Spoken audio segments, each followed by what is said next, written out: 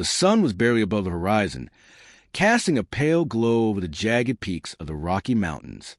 The wind whistled through the pines, carrying with it the scent of pine resin and the promise of a bitter winter. Sarah Morrow stood on the porch of her family's cabin, her eyes scanning the landscape, her thoughts far from the crisp air. Her father, Charles Morrow, had always promised her that their small homestead in the mountains would be a sanctuary, a place where they could live in peace away from the troubles of the world. It had been the perfect life for a girl like her, wild, free, and full of the beauty only the frontier could offer. But that life had been shattered when she learned the truth.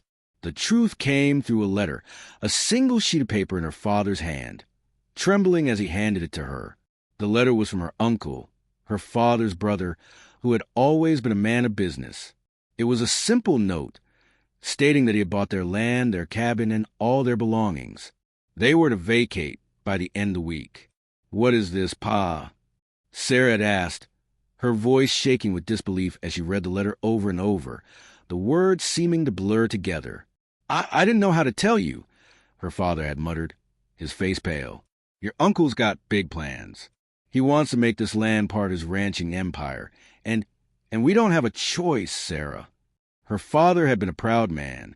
He'd built their life in the mountains with his bare hands, but now he stood defeated as his own brother had pulled the rug out from under him.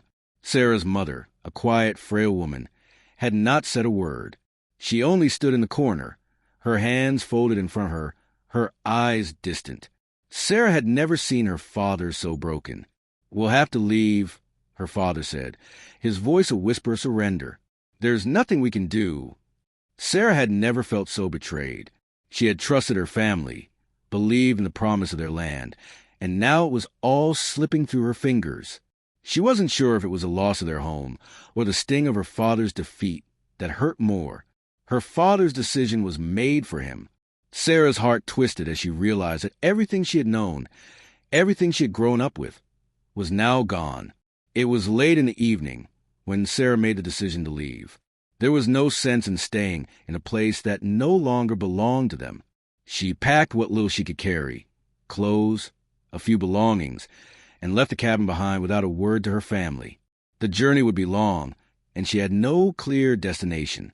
She only knew that she couldn't stay in a place that had been torn from her. As she walked down the dirt path, the sun setting behind her, a figure on horseback appeared in the distance. At first, she thought it was a trick of the light, a shadow cast by the low-hanging sun. But as the rider drew closer, she could see it was a man, tall, broad-shouldered, and wearing a wide-brimmed hat that obscured most of his face. The man reined in his horse as he approached. He studied her for a moment, his eyes narrowing slightly. "Looks like you're in a bit of trouble, miss," he said in a low, gravelly voice. "Where you headed?" Sarah hesitated. She wasn't used to talking to strangers, especially not in a world as dangerous as this one. But something about this man seemed different. There was no malice in his eyes, just curiosity. "I'm not sure," she replied, her voice trembling slightly. I need to leave. My family, they betrayed me." The man's face softened. "That's so? Well, there's not much kindness to be found in this world. You should be careful out here, especially alone." Sarah's instincts told her to keep walking, to stay away from the stranger, but she was tired, physically and emotionally. She needed rest, and the man's words had a strange calming effect on her. "I can't stay with my family anymore," she added. They've given everything up. I'm on my own now." The man studied her for a long moment before dismounting from his horse. "Name's Jack Colton. I'm a mountain man, been living out here for years. If you're looking for a place to stay, I know the land pretty well. Could take you to a cabin I've got up in the hills. It's safe, and it's a long way from your troubles." Sarah looked into his eyes, searching for any sign of deceit, but there was none. He seemed genuine, though she still felt the weight of the unknown. After a moment, she nodded.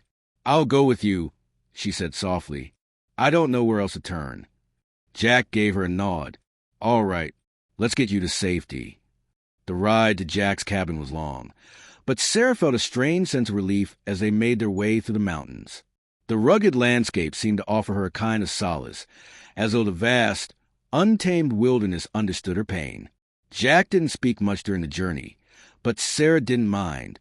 She was too lost in her thoughts to engage in conversation. When they finally arrived at his cabin, it was a simple, sturdy structure made of logs and stone, nestled between the towering peaks.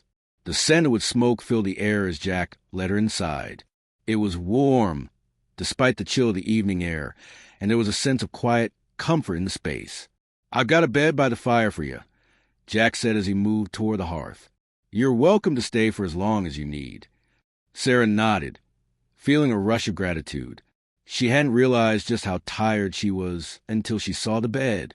She turned to Jack, who had already started to stoke the fire. "Why are you helping me?" she asked. "You don't even know me." Jack paused for a moment, his eyes flickering to hers. "Sometimes people just need a little help. You've been through a lot, and you're not the only one who's been let down by family." Sarah didn't press him further. She could tell there was more to his story, but she wasn't ready to hear it yet. She was still too consumed with her own pain. Over the next few weeks, Sarah settled into the cabin. Jack was a man of few words, but he was kind in his own way. He taught her how to survive in the mountains, how to fish, trap, and hunt. At first, Sarah resisted. She wasn't sure she was capable of the life Jack was showing her. But slowly, as she began to learn, she realized she was stronger than she'd given herself credit for. The land began to feel like home. Jack never asked for anything in return for his kindness, and for the first time since her family's betrayal, Sarah felt safe. She began to trust him, to see him not as a stranger, but as someone who would become a part of her life in a way she hadn't expected. As the months passed, Sarah found herself thinking less and less about the life she had left behind. She no longer longed for her family's approval or wished for the life she once knew. She had found something far more valuable in Jack, something that had been missing from her life for so long, a sense of belonging. One evening, as they sat by the fire, Sarah looked at Jack, a question forming in her mind. "Jack," she began hesitantly, "do you ever think about family?" Jack was quiet for a long moment. He poked the fire with a stick, watching the flames dance. "Family," he said slowly. "I've had my share of betrayal, too. But I've learned that family isn't always the people you're born to. Sometimes it's the ones you choose." Sarah's heart ached as his words echoed in her mind. She had found a family in Jack, a family forged not by blood, but by trust, kindness, and survival.